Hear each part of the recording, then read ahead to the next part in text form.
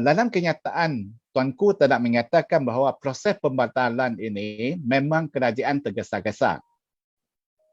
So, dalam konteks ini, tidakkah kerajaan pusat mempertimbangkan implikasinya?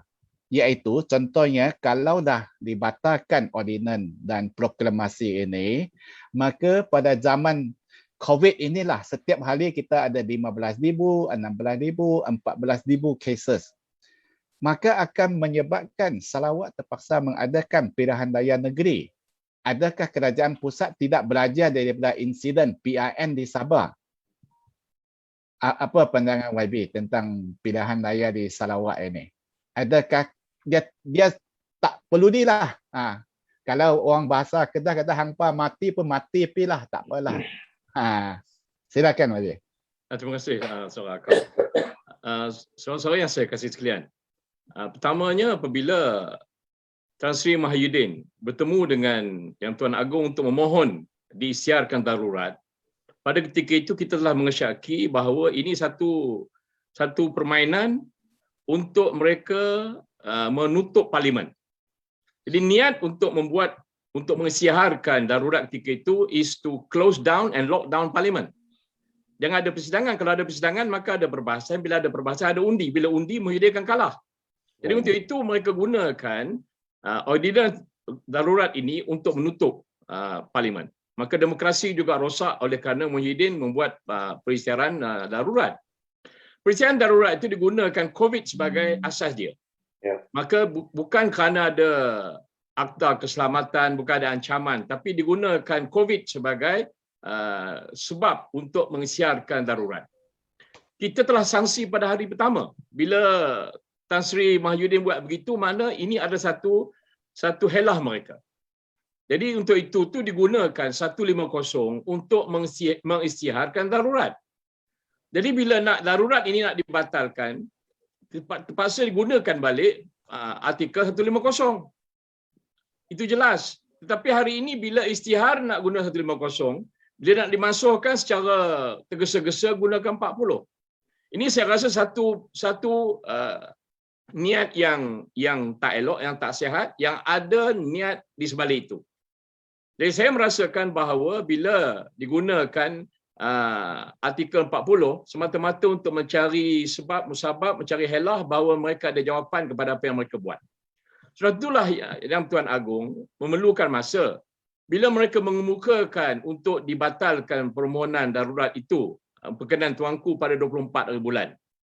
Parlimen bersidang khas 26 hari bulan.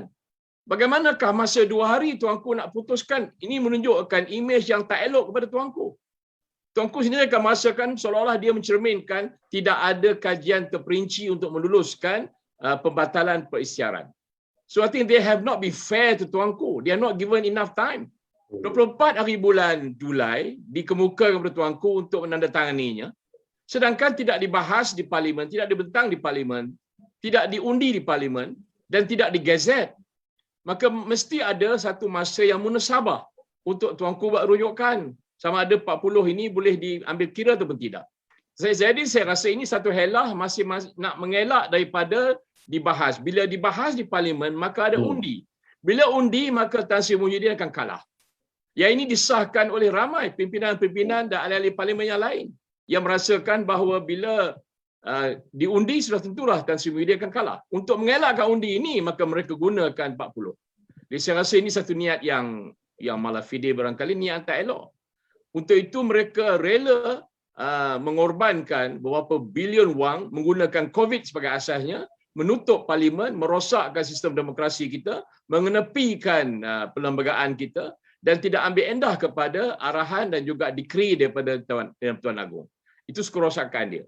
Jadi bila berlaku hari ini, kita lihat bahawa parlimen di Sarawak habis 4 hari lepas telah tamat. Maka dia ada 60 hari untuk siarkan pilihan raya. Akhir-akhir bulan September kena ada pilihan raya di Sarawak. Tapi oleh kerana berlaku sabah pandemik yang agak dahsyat, maka barangkali keputusan perlu dibuat untuk ditunda. Iaitu saya tak tahulah sama ada dibincang dalam parlimen, wallahualam. Tapi saya melihat bahawa perisytiharan hari ini tidak memberikan apa-apa kebaikan bila darurat kepada rakyat. Bahkan rakyat mengalami penderitaan yang amat dahsyat. Kewangan kita banyak habis dan kita tidak dapat melepasi apa dihajat dalam PIK ataupun dalam PICK yang kita peruntukkan untuk mengatasi masalah COVID ini. Jadi seolah-olah apa yang dibuat selama 3-4 bulan lepas ini sia-sia. Darurat kita gunakan dengan kos yang tinggi, dengan masa penderitaan rakyat yang dahsyat, pelabur akan habis lari, tapi kita tidak dapat apa-apa benefit, apa-apa manfaat daripada darurat ini.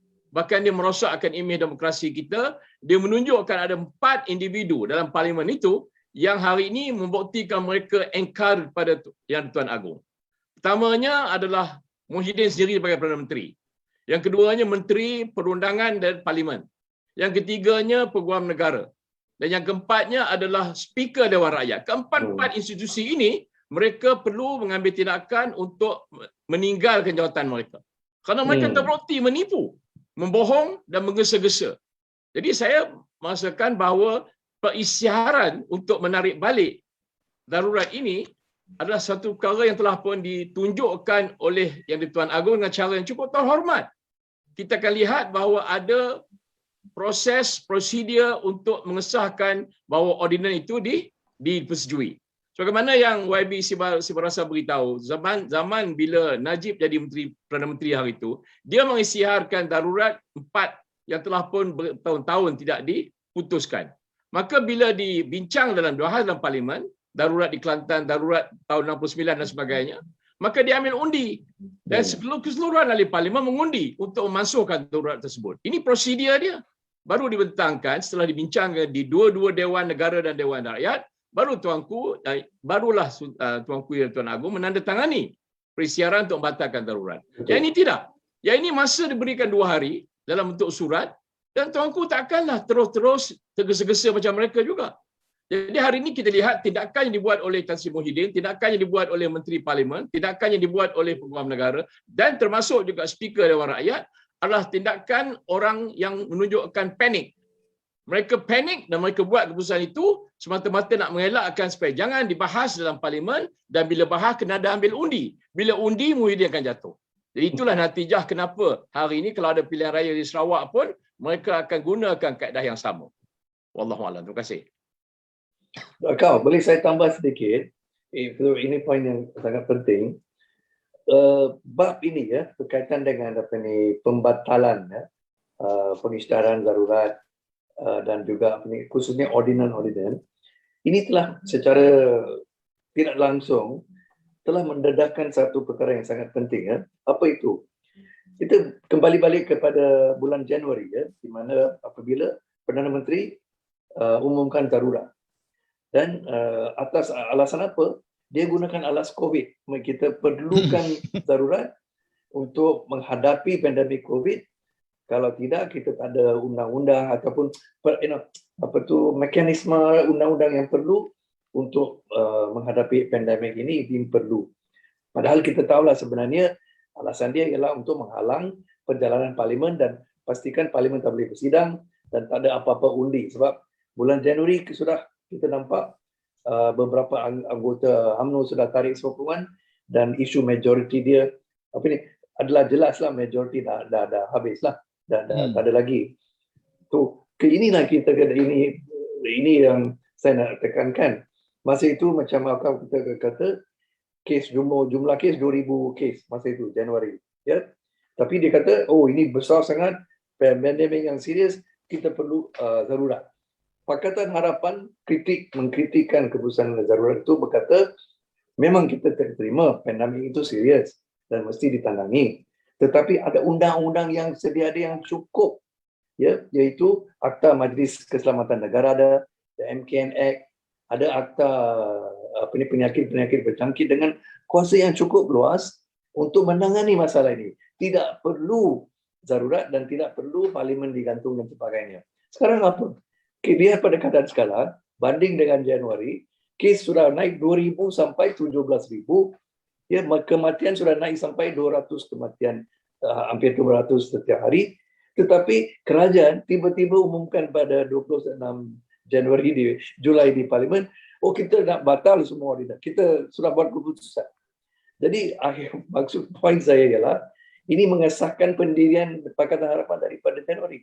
Iaitu sebab bila dia batalkan ordinan, katakan akhirnya kita akan batal dalam beberapa minggu, kita kena kembali kepada undang-undang yang sedia ada untuk menangani pandemik. Kita akan balik kepada Akta MKN, Akta Penyakit Berjangkit dan sebagainya. Itulah poin yang kita sudah sebut pada Januari. So inilah ironis dia.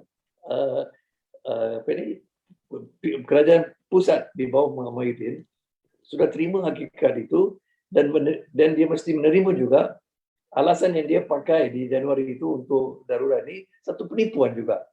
Ya, satu di mana dia kelirukan negara, satu penipuan atas negara sendiri. Bila dikata saya mesti isytiharkan darurat supaya kita boleh menangani pandemik darurat ni, pandemik COVID ni. Jadi itu jelaslah daripada tindakan mereka sekarang. Ya.